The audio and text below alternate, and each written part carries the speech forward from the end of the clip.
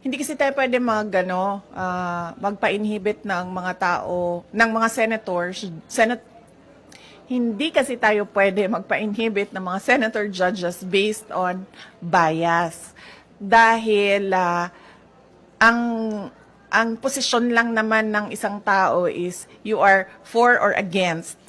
Inday Sara, no? Kung ganun ang ating basehan sa inhibition, ay dapat din natin ipa-inhibit ang mga senators na meron ding bias against Sara Duterte, no? Tulad na lang ni Senator Risa Ontiveros na in a public speech, sinabi niya na kailangan talaga, ano ba term na ginamit? Kailangan burahin or kailangan wasakin, kailangan sirain, gibain ang pamilyang Duterte.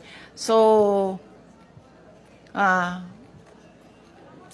kung ganon, na magpa-inhibit tayo based on bias, ay madaming senators ang ipapa-inhibit for or against Sara Duterte. Kaya sinasabi ko, ibigay na natin yung benefit of a doubt dyan sa ating mga senator judges na gagawin nila ang trabaho nila ng patas according to sa sinumpaan nila as senator judges.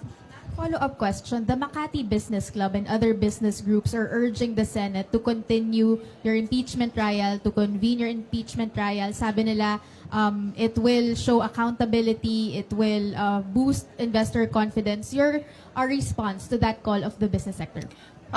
Kahit nandyan o wala yung impeachment, wala na talagang investor confidence dito sa ating bayan. Kung nakikita nyo, bagsak ang foreign direct investment sa ating bayan, no? Kaya wag nila ako gawing rason kung bakit pangit ang takbo ng ating ekonomiya ngayon sa ating bayan. At saka, this is not accountability because impeachment, dalawa lang yung penalties dyan. Removal from office, tsaka perpetual disqualification from government service. Walang penalties dyan dahil walang kaso dyan.